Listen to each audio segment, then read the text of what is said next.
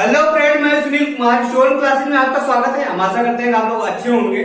हम लोग जो है राजस्व लेखपाल का प्रीवियस ईयर का पेपर हल कर रहे हैं। उसके साथ साथ जो चकबंदी लेखपाल, वीडियो स्टेनोग्राफर और बहुत सारे एग्जाम के प्रीवियस ईयर का क्वेश्चन हल करेंगे। तो आज इसका एक दूसरा भाग है। हम लोग देखिए टॉपिक वाइज जो है क्वेश्चन को देखेंगे। इसमें टॉपिक चल रहा है नंबर सिस्टम। तो आइए देखते हैं आज। देखिए इसमें पहला क्वेश्चन है, मान ले n एक प्राकृतिक संख्या हो। मान ले n एक प्राकृतिक संख्या हो और n क्यूब को 9 से पूर्णतः विभाजित किया जाए तो शेषफल a आता है। तो आपको पूछ रहा है a जो है एक पूर्ण संख्या, एक पूर्ण घन संख्या है।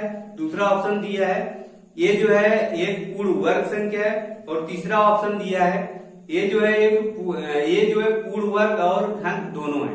और चौथे ऑप्शन में ये ना तो जो है पूर्ण वर्ग है और ना तो पूर्ण घन है। तो आप देखिए, आइए देखते हैं। देखिए जब किसी भी संख्या का क्यूब किया जाएगा और उसको 9 से भाग देंगे तो वहां पे जो है शेषफल जो आएगा एक पूर्ण घन संख्या रहेगी। तो आइए देखते हैं कैसे। यहां देखिए n बराबर हम मान लेते हैं, n इक्वल टू हम मान लेते हैं 4, 5, 6, 7। यहाँ देखिए 1, 2, 3 इसलिए नहीं मान रहे, एक मानेंगे, इसको क्यूब करेंगे एक ही आएगा और उसे भाग देंगे तो यहाँ पे जो है क्या आएगा, माइनस में हमारा माइनस में उसका शेषफल आएगा। और अगर हम 2 को मानेंगे वही हाल होगा, 3 का मानेंगे तो 0 हो जाएगा, इससे कुछ पता नहीं चलेगा। यहाँ देखिए 4 को यहाँ पे 4 इसका क्यूब करेंगे तो 4 चौक 16 चौक 64 हो जाएगा। क्या हो जाएगा, 64। अब देखिए 64 को 9 से भाग देंगे तो यहाँ पे 9 से 63। यहाँ देखिए एक आया इसका शेषफल, एक जो है क्या है पूर्ण घन संख्या है। आगे इसका अगर क्यूब करते हैं 5 × 5 = 25, पंजे 125 में भाग देते हैं, 125 में भाग देते हैं 9 से। यहाँ 9 1 के 9 और यहाँ पे आएगा 3, 35 हो गया। 9 चौक 36 होता है, 3 बार ले जाइए, 9 3 27। यहाँ देखिए 15 में 7 गया 8 ये घन संख्या है। 2 का अगर क्यूब करेंगे तो 8 आएगा। 8 क्या है, एक घन संख्या है। अगर इसको भी देख लेते हैं, 36 छक्का कितना होगा, 216 हो जाएगा। 216 में अगर 9 का भाग देंगे तो यहाँ देखिए 9 दूनी 18, यहाँ पे आएगा 3, 36 होगा, 9 चौक 36। यहाँ पे शेष ही नहीं बच रहा है। यहाँ इसको करने से कोई फायदा नहीं।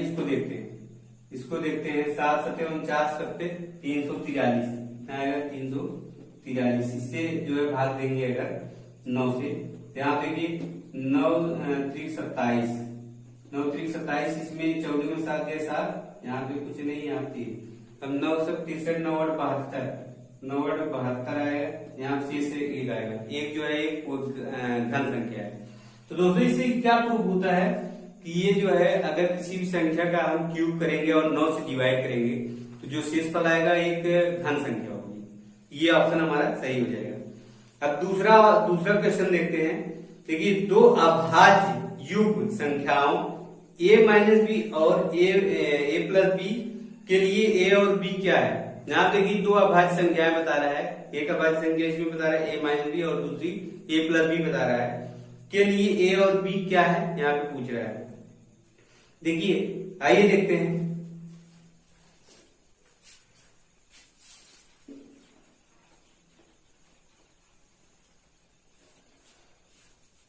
यहाँ पे मान लेते हैं, देखिए a - b एक अभाज्य संख्या है और a + b दूसरी अभाज्य संख्या है। तो अभाज्य संख्या हम ले लेते हैं, मान लेते हैं एक अभाज्य संख्या 3 ले लीजिए और एक 5 और भी ले लीजिए, आप 5 और 7 भी ले सकते हैं। तो यहाँ देखिए, यहाँ पे अगर हम a - b इक्वल टू कितना दिया है, 3 है और a + b इक्वल टू यहाँ पे 5 है। तो यहाँ से एक मान निकालेंगे, a और b का मान निकालेंगे।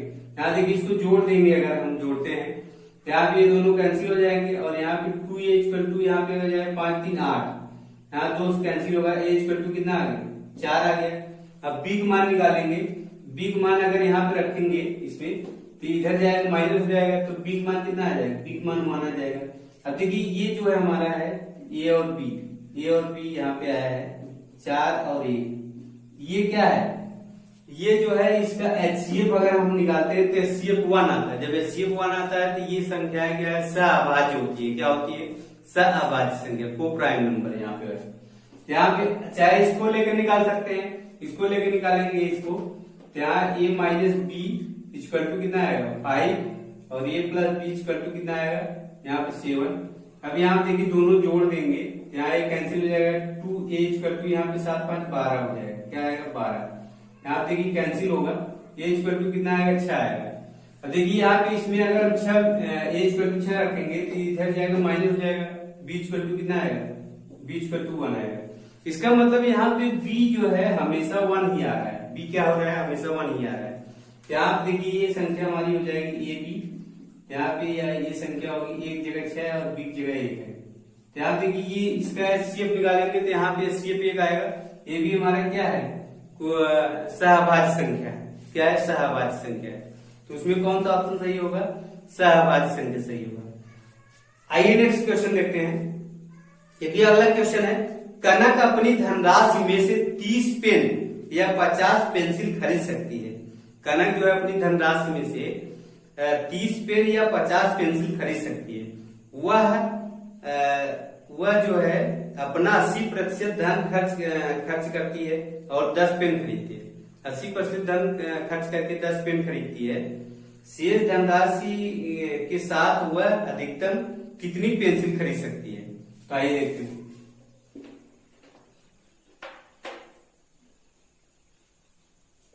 मान लेते हैं यह धनराशि कितना है 100 रुपए। देखिए जहां पे ऐसे परसेंटेज दिया रहा है वहां 100 मानना बहुत आसान हो जाता है। 1% बराबर है 1 हो जाता है, तो बहुत आसान हो जाता है। तो आप मान लेते हैं धनराशि कितनी है, मान लेते हैं 100 रुपए है। अब उसमें से 100 रुपए में से 80 रुपए का क्या खरीद लिया, 80% का खरीदा है तो मतलब 80 रुपए का ही खरीदा होगा।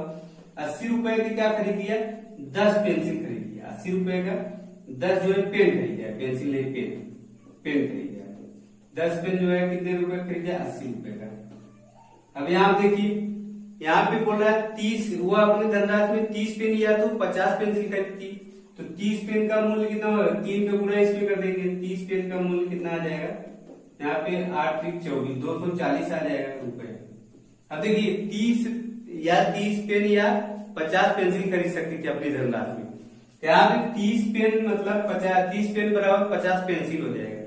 यहाँ देखिए 50, अगर इसके बराबर 50 पेंसिल लिख देंगे तो कोई दिक्कत नहीं, पेंसिल उतना ही दाम रहेगा 50 पेंसिल का। 30 पेन का जितना ही दाम रहेगा 50 पेंसिल का। यहाँ पे देखते 240 रुपए। अब देखिए यहाँ से एक अगर पेंसिल का हम दाम निकालेंगे एक पेंसिल का, तो यहाँ पे होगा एक पेंसिल दाम कितना आएगा 240 बटा कितना हो जाएगा 50। यहाँ 0 0 कैंसिल हो जाएगा और यहाँ से भाग देंगे तो यहाँ पे हमें निकालना है कितने पेंसिल का, एक पेंसिल दाम। यहाँ भाग देंगे तो 4 5 20 दशमलव यहाँ पे 40 हो जाएगा, 8 5 8 40। यहाँ देखिए एक पेंसिल दाम कितना है 4.8 रुपए है। अब देखिए उसके पास कितना रुपए बचा है, 20 रुपए बचा है, क्योंकि 80% धन उसने क्या करना है 10 पेंसिल खरीद लिया, 10 पेन खरीद लिया है। तो अब 100 रुपए थे तो 20 रुपए बचे है ना। 20 रुपए में कितना जो है वो पेंसिल खरीद पाएगी। एक पेंसिल दाम 4.8 रुपए, तो 20 रुपए में कितना पेंसिल मिलेगा, तो 20 बटा कितना हो जाएगा 4.8।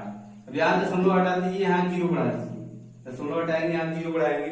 अब देखिए कितनी बार जाएगा, 5 और 20 ज्यादा हो जाएगा, 4 बार जाएगा, लगभग 4 पेंसिल खरीद पाएंगे। 4 देखिए इसके बाद आप हल कर लेना। अगर 5 से ज्यादा आता है, 5 से ज्यादा आता है तो यहाँ 5 पेंसिल हो जाएगा।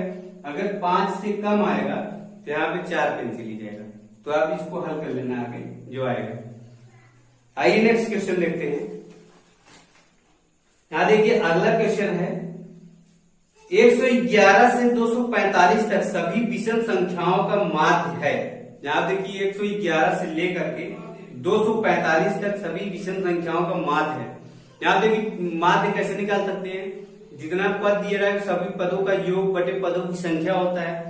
तो यहाँ पे देखिए 111 245 तक पद लिखते लिखते थक जाएंगे। अब कैसे यहाँ पे पद की संख्या निकाले, मतलब पद की संख्या नहीं पदों का योग कैसे निकाले। देखिए इसमें ये 100 विषम संख्या है, 111 होगी, फिर 113 होगा, 115, मतलब समांतर श्रेणी में दिया है। आइए इसको हल करते हैं।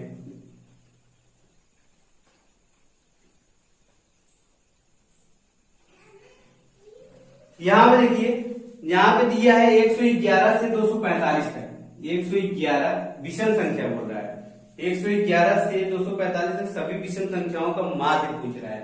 अब देखिए 111, अगली संख्या क्या आएगी, 113 आएगी, 113 आएगी, अगली संख्या 115 आएगी, डैश डैश 200, कहां तक जाएगा, 245 तक, 245 तक सभी संख्याओं का माध्य। अब देखिए माध्य तभी निकाल पाएंगे, सभी पदों का योग चाहिए हमें, योग बटे पदों की संख्या चाहिए, पदों की संख्या भी इसमें नहीं मालूम है, और जो है पदों का योग भी नहीं मालूम है। तो देखिए पदों की संख्या हम लोग इसमें से निकालेंगे। पदों की संख्या जो है कैसे निकाल सकते हैं, यहाँ देखिए पदों की संख्या निकालने के लिए एक फार्मूला होता है, Tn इक्वल टू, यहाँ पे होगा a प्लस यहाँ पे n माइनस 1 इंटू टी, ये जो है पद निकालने के पद निकालने का ये फार्मूला होता है। ध्यान देखिए पहला पद क्या है, a यहाँ पे पहला पद है, n जो है पदों की संख्या है, n क्या है, पदों की संख्या है, और यहाँ ये जो है d हमारा सार्वधातुक है, d क्या है हमारा सार्वधातुक है, और ये जो है Tn ये लास्ट ये पद है, यहाँ देखिए ये लास्ट पद है, ये nवां पद, मतलब यहाँ 245वां पद, यहाँ पे रहेगा 245 बराबर एक, पहला पद है 111 प्लस n मालूम करना है, यहाँ पदों की संख्या मालूम नहीं, n पदों की संख्या है, पदों की संख्या ही मालूम करना है, n बराबर यहाँ मालूम करेंगे n माइनस 1। अब देखिए d सार्वधातुक, यहाँ देखिए पहले पद से जो है दूसरे पद से पहले पद घटाते हैं तो सार्वधातुक आता है, पहले पद से इसमें घटाएंगे तो कितना आएगा, 2 आएगा, इसमें तो घटाएंगे तो सब में घटाएंगे, सार्वधातुक आएगा 2, यहाँ d इक्वल टू कितना आ गया, 2 आ गया। अब देखिए इसको इधर भेजेंगे तो ये माइनस हो जाएगा, तो यहाँ पे माइनस करेंगे 245 माइनस 111 प्लस बराबर यहाँ पे होगा n माइनस 1 इंटू यहाँ पे 2 है। अब देखो इसमें घटा लेंगे तो यहाँ पे आएगा 4, यहाँ पे आएगा 3 और यहाँ पे आएगा 1, और ये 2 इधर पूरा इधर जाएगा, क्या हो जाएगा, भाग हो जाएगा, यहाँ बटे 2 हो जाएगा, बराबर क्या होगा n माइनस 1। अब देखो यहाँ से काटेंगे इसको, 2 छन 12, 2 7 14, 67 आ गया, और ये माइनस से इधर जाएगा प्लस हो जाएगा, यहाँ पे प्लस 1 हो जाएगा, इक्वल टू क्या है n। अब यहाँ n इक्वल टू कितना आ गया, 68, पदों की संख्या पता चल गई, पदों की संख्या कितनी है, 68 है। अब देखिए पदों का योग हम निकाल लेंगे, पदों का योग निकाल करके इसी पदों की संख्या भाग दे देंगे तो उसका समांतर माध्य आ जाएगा। अब देखिए पदों का योग निकालने का एक जो है फार्मूला होता है समांतर श्रेणी में, तो आइए उसको देखते हैं। यहाँ देखिए n बराबर हमें यहाँ पे लिख देते हैं, n बराबर कितना है, n बराबर हमारा 68 आया है। अब देखिए पदों की संख्या पदों का योग निकालने का फार्मूला होता है, पदों का योग निकालने का एक फार्मूला होता है Sn equal to n upon 2 bracket में a प्लस n माइनस 1 इंटू टी, ये फार्मूला होता है पदों का योग निकालने का। अब देखिए यहाँ पे ऐसे, यहाँ पे हमें पता करना है, यहाँ पे 68 पदों का योग ज्ञात करना है, कितने पदों का योग, 68। यहाँ देखिए n बराबर कितना है, 68 है, 68 पदों का योग जो है निकालना है, तो यहाँ n 68 बटा 2, और यहाँ ब्रैकेट में ये पहला पद है 111 प्लस n जो है हमें पता चल गया, n हमारा 68 है, क्या है, 68 है, n जो है 68 है, 68 माइनस 1, d 2 है, d कितना है, 2 है। अब देखिए इसको हल कर लीजिए, यहाँ पे इसको कैंसिल करेंगे, यहाँ पे आएगा 2 3 6 2 चौक 8, और यहाँ पे देखिए 111 है, यहाँ पे 111 प्लस यहाँ पे आ जाएगा 67 गुणे 2। अब यहाँ देखिए, यहाँ पे गुणा करिए और जोड़िए इसको, 34 ब्रैकेट में 111 प्लस यहाँ 2 7 14 4 2 6 12 13 134 और प्लस 111, इसको जोड़ेंगे तो 34 गुणे कितना आ जाएगा, 4 1 5 3 1 4 और यहाँ पे 1 2 245 आया। अब देखिए इसका गुणा कर लेंगे, यहाँ पे 34 गुणे 245 क्या आएगा, 34 गुणे 245, ये हमारा क्या आ गया, पदों का योग आ गया, पदों का योग आ गया। अब समांतर माध्य बराबर क्या होता है, समांतर माध्य इक्वल टू क्या होता है, पदों का योग बटे पदों की संख्या, पदों की संख्या कितनी आई, 68 आई है। अब इसमें काट लेना, जो आएगा वही हमारा आंसर हो जाएगा। ध्यान देखिए, यहाँ से इसको काट सकते हैं, 17 दूना 34, 17 दूना 34, 17 चौको 68, यहाँ पे कट जाएगा, और यहाँ 2 से कटेगा, यहाँ पे 2 आएगा, यहाँ पे आएगा 245/2, ऐसा कुछ आएगा, जो आएगा आप हल कर लेना। तो इस टाइप से हम लोग इसको निकाल सकते हैं। देखिए इसको निकालने का ये जो है और आसान तरीका है, ये इसको निकालने का एक जो है और आसान तरीका है, उसको जो अगर उसको भी देख लीजिए। यहां देखिए उसको निकालने का एक तरीका ये है,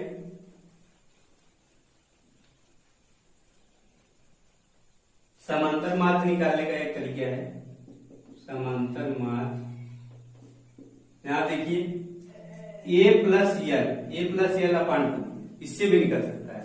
यहां देखिए ए क्या है, ये हमारा 100, पहला पद है 111 प्लस यल कितना है, यल हमारा है लास्ट पद कितना है 245, यहाँ पे 245 बटा कितना है 2। अब इसको जोड़ लेंगे, 5 1 6, 4 1 5, और यहाँ पे 2 1 3 बटा 2 करेंगे, 2 1 के 2, यहाँ भाग देंगे 2 1 के 2, 2 7 14, यहाँ पे 1 बचा 2 8 16, 168 हमारा जो है आ गया आंसर। यहाँ इसका जो है समांतर माध्य कितना होगा 178। तो जो है इससे भी आप निकाल सकते हैं, तो ये जो है बहुत अच्छा है, इससे आप निकाल सकते हैं। अगला क्वेश्चन देखते हैं। देखिए कह रहा है हरात्मक श्रेणी का उदाहरण है। यहाँ देखिए 4 ऑप्शन दिया है, उसमें पूछ रहा है हरात्मक श्रेणी का उदाहरण कौन सा है। तो आइए देखते हैं।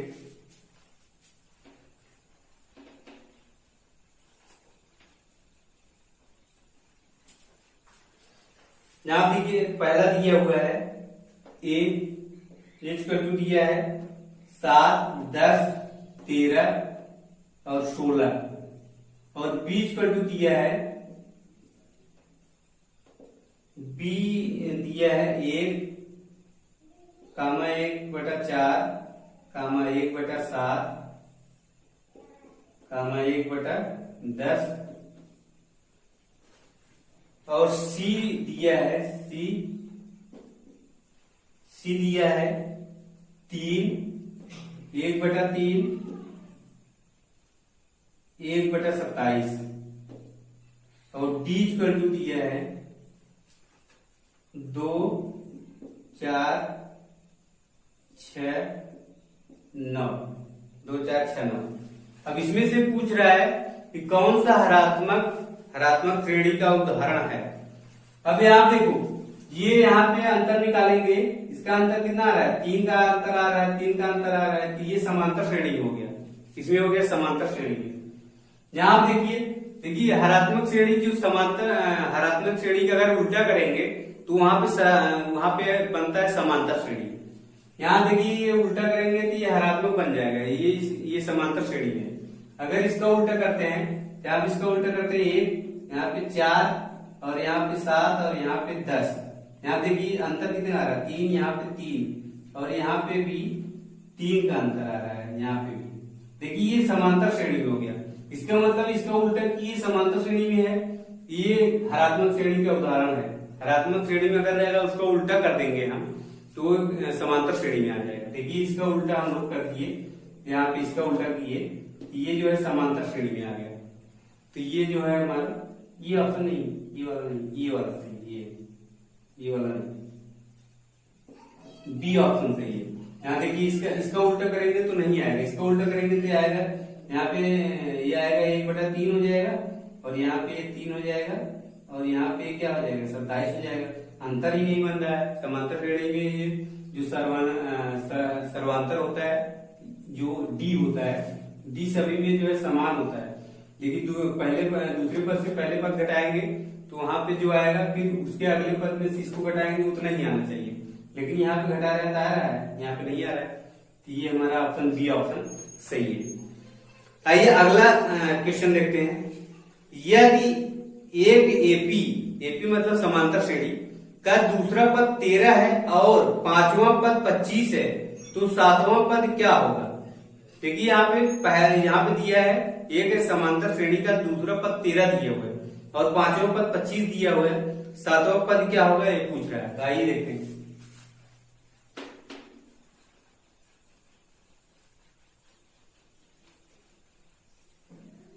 यहाँ देखिए यनों पद निकालने के लिए हम लोग अभी फार्मूला देखें टीएन। टीएन इक्वल टू क्या होता है, A plus N minus one upon N minus one into T होता है। जहां पे ये हमारा पहला पद है, एन जो है पदों की संख्या है, और यहाँ पे जो है डी हमारा सारवानुपात है। यहाँ पे देखिए, यहाँ पे हमें दिया है दूसरा पद यहाँ पे दिया है। दूसरा पद क्या दिया है, 13। यहाँ पे 13 इक्वल टू दिया है, और ये ए प्लस एन जो है दूसरा पद है, यहाँ दूसरा है, तो यहाँ पे एन इक्वल टू 2 रहेगा, 2 माइनस 1, और यहाँ पे डी नहीं मालूम तो डी रहेगा। यहाँ देखिए 13 बराबर ए प्लस, यहाँ घटाएंगे तो डी आएगा, यहाँ घटाएंगे एक आएगा डी, मतलब 13 equal to A plus D एक समीकरण बन गया। और दूसरा आगे बोल रहा है कि पांचवा पद 25 है, पांचवा पद 25 है। यहाँ देखिए 25, पांचवा पद 25 है, तो यहाँ पे ए और यहाँ पे प्लस, यहाँ पे एन इक्वल टू 5 दिया है, 5 माइनस 1 डी। अब यहाँ देखो ये 25 आ गया बराबर ए प्लस, यहाँ पे घटाएंगे 4 डी आ जाएगा, 4 डी, ये समीकरण हमारा 2 हो गया। अब देखिए समीकरण 1 और 2 से हम क्या निकालेंगे, ए और डी का मान निकालेंगे, तभी इसमें सातवां पद पूछ रहा है, तभी तो हम निकाल पाएंगे सातवां पद। यहाँ से ए और डी का मान निकालिए। यहाँ पहला समीकरण लिखिए 13 बराबर यहाँ पे ए प्लस यहाँ पे डी, ये पहला समीकरण है। अब देखिए अगर हम इसको घटा देते हैं तो ये कैंसिल हो जाएगा, और ये यहाँ पे 3d और यहाँ पे आएगा क्या, यहाँ 12 आ जाएगा, तो घटा दीजिए, यहाँ पे ये चिन्ह बदलता है, यहाँ पे घटा दीजिए। यहाँ देखिए ये दोनों कैंसिल हो गया, प्लस माइनस कैंसिल हो गया, 4d में से d गया कितना आएगा 3d, और यहाँ पे आ गया देखिए 5 में 3 गया 2, और 2 में से 1 गया 1, 12 आ गया। अब देखो यहाँ से ये कैंसिल हो जाएगा, यहाँ पे आएगा 4, डी इक्वल टू कितना आ गया हमारा 4, डी बराबर यहाँ पे 4 आ गया। अब देखिए इसमें अगर हम समीकरण इसमें रख देते हैं, डी इक्वल टू इसमें 4 रखेंगे, यहाँ से आएगा ये 4 घट जाएगा, तो यहाँ पे आएगा 9, ए इक्वल टू कितना आएगा, क्योंकि यहाँ पे डी, अगर डी बराबर हम यहाँ 4 रखेंगे, इधर आएगा तो माइनस हो जाएगा, 13 में से जब 4 घट जाएगा तो 9 आ जाएगा, तो ए इक्वल टू हमारा कितना आ गया 9। अब देखिए दोनों हमें डी और ए पता चल गया। अब हमें ज्ञात करना है सातवां पद। इसमें कौन सा पद पूछ रहा है, सातवां पद क्या होगा समांतर श्रेणी का, तो सातवां पद पूछ रहा है। यहाँ देखिए इसको मिटा रहे हैं, सातवां पद यहाँ से निकालेंगे यहाँ। अब देखिए यहाँ पे सातवां पद पूछ रहा है T7। अब देखिए बराबर यहाँ पहला ए बराबर हमारा 9 आ गया, और एन डी बराबर हमारा क्या है, डी बराबर 4 है, तो प्लस एन, सातवां पद पूछ रहा है, एन बराबर क्या होगा 7 माइनस 1, डी इक्वल टू अभी हम लोग 4 आया। यहाँ देखिए 9 प्लस यहाँ पे आएगा 6 गुणे 4, यहाँ पे 6 24 और 9 कितना हो जाएगा, यहाँ पे 9 प्लस 24, यहाँ 9 4 13 के 3, और यहाँ पे 2 1 3 33। यहाँ देखिए हमारा सातवां पद क्या आ गया 33 आ गया, कितना आ गया 33। ये हमारा आंसर हो गया। तो देखिए कितना आसानी से हम लोग इसको निकाल सकते हैं।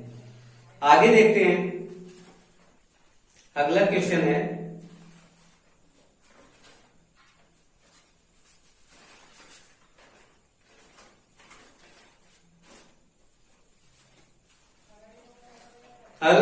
निम्नलिखित में से कौन सी संख्या अभाज्य संख्या नहीं है। देखिए इसमें 4 ऑप्शन दिए है, और उसमें से पूछ रहा है कौन सी संख्या जो है अभाज्य संख्या नहीं है। तो आइए देखते हैं।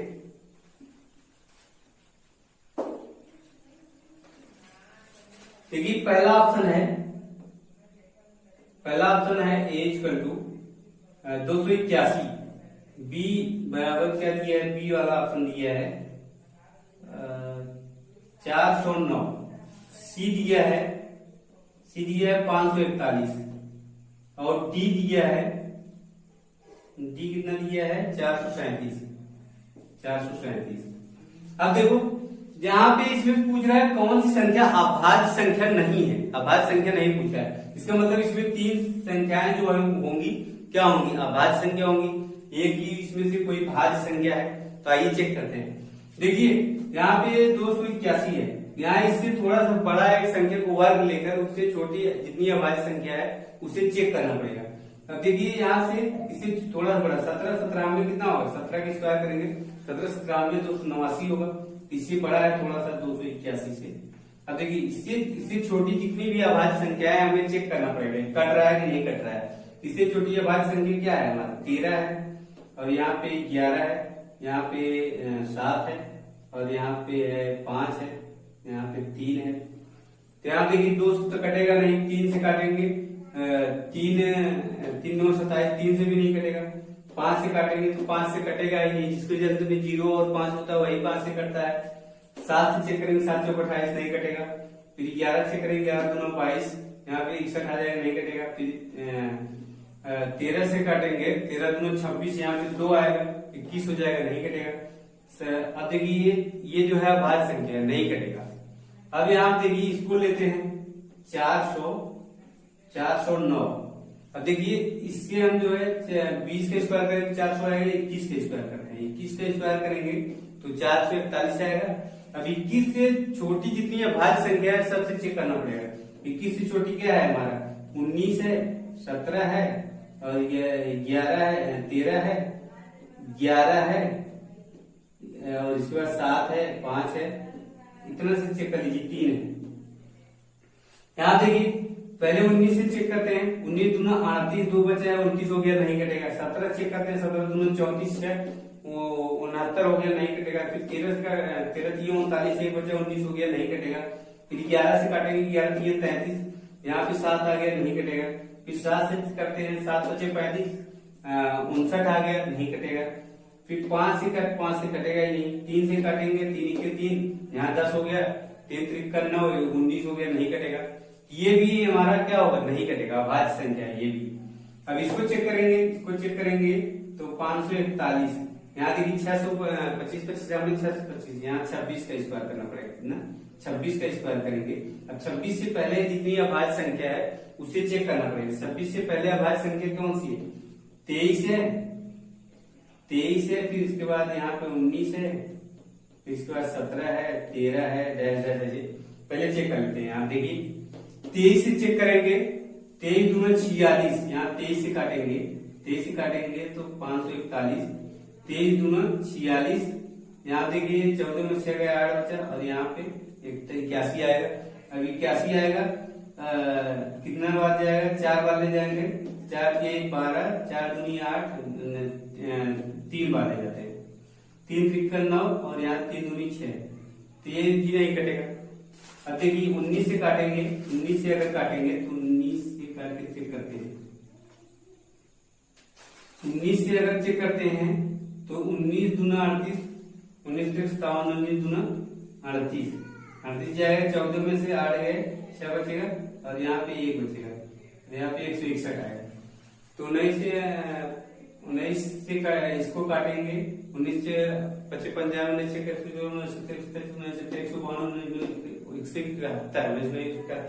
ये भी नहीं कटेगा, मतलब 19 से भी नहीं कटेगा। अब देखिए आगे किससे चेक करते हैं, ऐसे चेक करना पड़ेगा आपको, ये थोड़ा मुश्किल है लेकिन चेक करना ही पड़ेगा, क्या करेंगे। अब देखिए फिर 17 से चेक करेंगे, 17 से चेक करेंगे तो यहाँ पे देखिए 17 से काटेंगे, 17 3 51, 17 3 51, यहाँ पे कितना आएगा 3 आएगा, 31 आएगा, नहीं कटेगा। फिर अब इसके बाद क्या आएगा, 13 से काटेंगे, 13 चौको 52, यहाँ पे 21 आ गया, 13 से भी नहीं कटेगा। 11 चेक करेंगे तो नहीं कटेगा, इतना चेक कर लीजिए बहुत है। आगे अगली संख्या चेक करते हैं, यहाँ देखिए कितना है 437 है, तो इसको जो है हम 21 से ही 21 का स्क्वायर करेंगे, 21 का स्क्वायर 441 आता है। यहाँ देखिए अब 21 से पहले की संख्या उसमें हमें चेक करना पड़ेगा। 21 से पहले कौन संख्या आती है, भाज्य 19 आता है, यहाँ पे 19 से चेक करेंगे, यहाँ पे 19 से चेक करेंगे तो यहाँ पे देखिए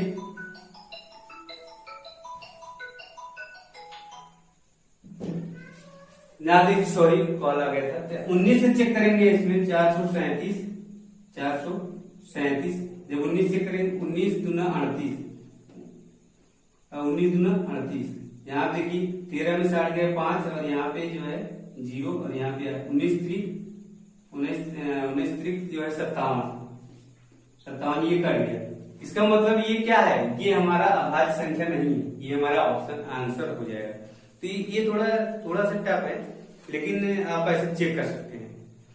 आगे देखिए अगला क्वेश्चन है, अगला क्वेश्चन है 75,382 को 33 से विभाजित करने पर शेष फल ज्ञात कीजिए। देखिए 75,382 को 33 से विभाजित करने पर शेष फल कितना होगा पूछ रहा है। आइए देखते हैं।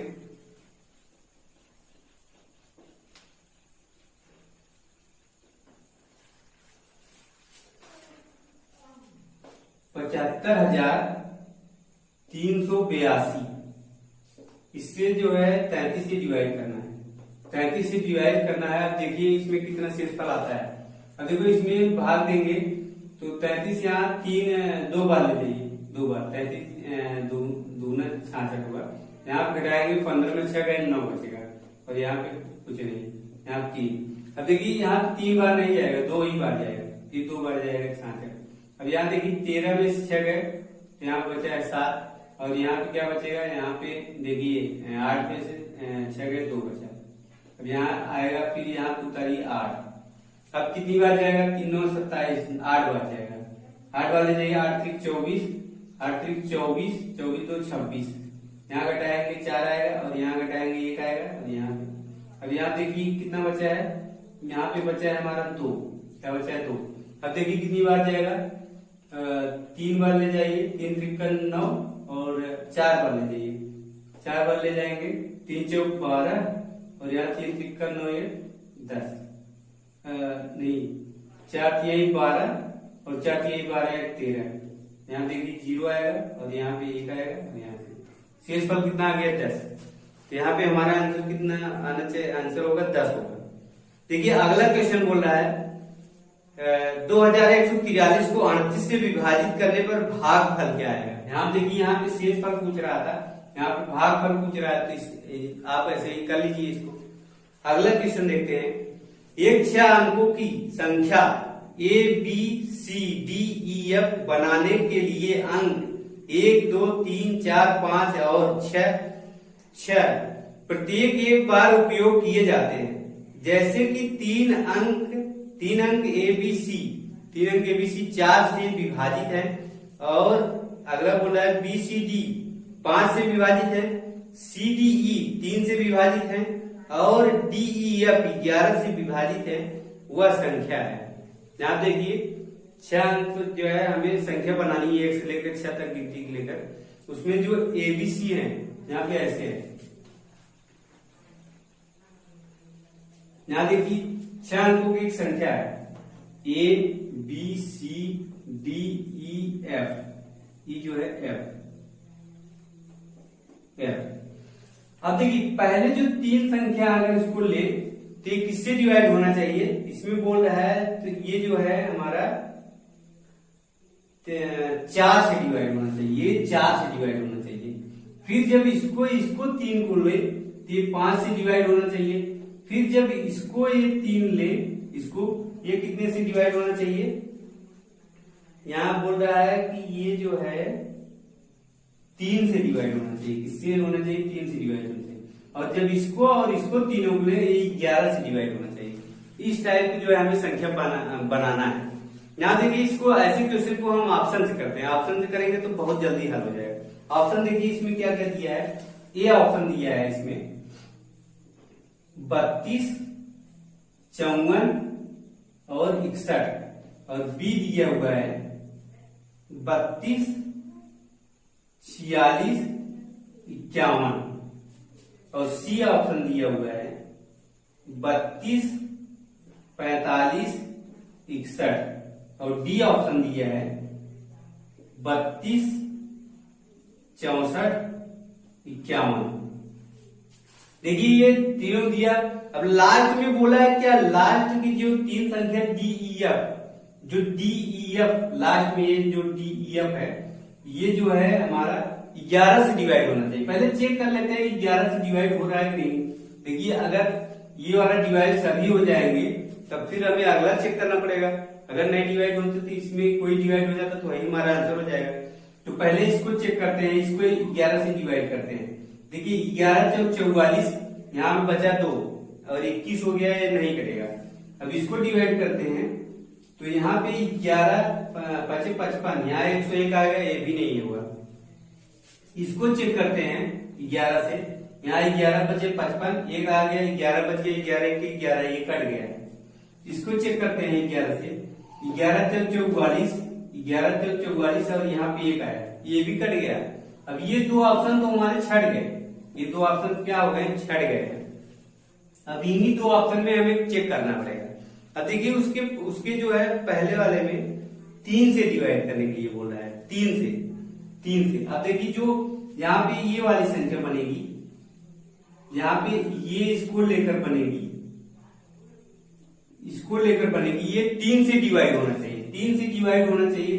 ध्यान देखिए इसको 3 से डिवाइड करेंगे अगर, तो 3×1=3, यहाँ पे 1 बचेगा, 3×5=15 और 3×2 6, ये तो डिवाइड हो गया। अब इसको चेक कर लेते हैं, 3×2 6 ये भी यहाँ पे, फिर 3×1=3, 3×5=15, ये भी डिवाइड हो गया। बहुत समस्या की बात हो गई। अब देखिए आप क्या करना पड़ेगा, अब इसके पहले वाला जो है उसको चेक करना पड़ेगा। इसके पहले वाला जो है 5 से डिवाइड हो रहा है। यहाँ पे ये जो 3 संख्याएं हैं, देखिए ये जो 3 संख्याएं हैं ये 5 से डिवाइड होनी चाहिए। ये जो 3 संख्याएं हैं, 5 से डिवाइड होना चाहिए। देखिए ये हमारा आंसर हो गया, क्योंकि इसके लास्ट में 4 है। देखिए 5 से वही संख्या डिवाइड होती है जिसके अंत में 0 हो और 5 हो, उससे जो है वही संख्या 5 से डिवाइड होती है जिसके अंत में लास्ट में 5 हो और 0 हो। यहाँ देखिए इसके अंत में 5 है, इसके अंत में देखिए 5 नहीं है, 0 भी नहीं है, तो हमारा आंसर क्या हो जाएगा, ये हो जाएगा। तो इस तरह से आप चेक कर सकते हैं। तो दोस्तों इस वीडियो में इतना ही, आगे हम नेक्स्ट वीडियो में देखेंगे। ये वीडियो आपको कैसा लगा हमें कमेंट करके जरूर बताइए। अगर अच्छा लगा हो तो लाइक कीजिए, शेयर कीजिए और हमारे चैनल को सब्सक्राइब कीजिए। वीडियो देखने के लिए धन्यवाद।